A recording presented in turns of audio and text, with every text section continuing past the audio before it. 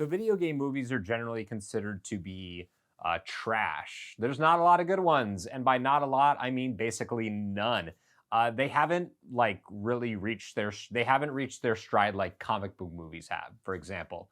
Um, that took a lot of false starts to finally get to a place where we got good comic book movies consistently, and it just hasn't happened for video games yet. So in 2020, people were pleasantly surprised when Sonic the Hedgehog came out, and it was actually really, really, really funny and a pretty good movie. It had a little bit of a rough start with its marketing, and we will talk about that and the inevitable sequel that comes with financial success in Sonic the Hedgehog 2. So let's discuss. Thanks so much for checking out the video. Before we get started, red subscribe button, notification bell. That way you know whenever I post a new piece of content. Okay, so the first Sonic the Hedgehog movie had its trailer released, and this is what Sonic looked like. It was really bad.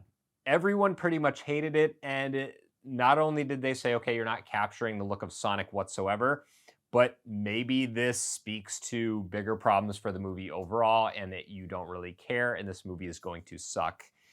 And it was a pleasant surprise because the movie was really funny, anchored by a great performance from Jim Carrey and a really good voice work from Ben Schwartz as Sonic. And the movie was well written, it was engaging, it had just the right amount of, references to the video games, and as a result, it made a ton of money. And I think it's the most financially successful video game movie ever made. And so, of course, Paramount likes money because they're a film studio. Duh. And we get a sequel a couple years later. And guess what? This one is also really, really, really good. Carrie is just as funny here. And I like seeing him be funny again. He was with the Ace Ventura movies, films like Liar Liar, obviously Dumb and Dumber.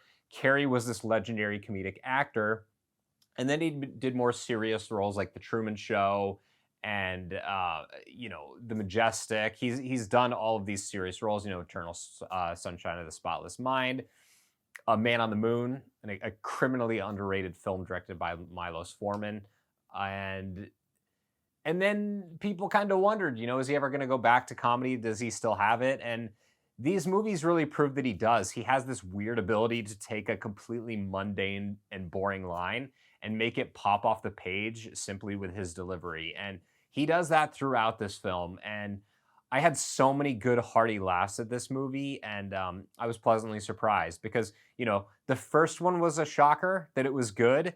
And then for them to make a sequel, I think people wondered, are they going to be able to capture the magic of the first one? And I think they really, really did. The movie's pretty long for a film like this. It's just over 2 hours, I think like 2 hours and 5 minutes. And it has a couple sequences where it meanders a little bit. It it it has a side story involving a wedding that I think most people will probably be put off by. And normally I would kind of hate something like that, but I laughed at it so much that I didn't really care. And apart from that, you could call that a misstep, but I loved every second of it. So if you said that's a critique of the film, I guess. But everything about this movie I really adore. It has a fine performance from Idris Elba as Knuckles. Tails is in the movie. He's got a good relationship with Sonic, and there's not too much of that. There's just the right amount of it. And I think director Jeff Fowler deserves a ton of credit for making a funny and engaging and heartfelt sequel to a funny, engaging, and a heartfelt original film. So I think we're gonna get more Sonic the Hedgehog movies. And you know what? If they keep being this funny and they keep being this genuine, I'm going to keep watching them because I really like this one. Thanks so much for checking out the video. If you liked it, if you found it helpful, consider subscribing. You can also like and share the video. That tells YouTube and the powers that be that it's worth promoting. Hit me up in the comments. Do you like this better than the first one? Do you think it's trash? Let me know, and I'll see you next Wednesday at 9 a.m.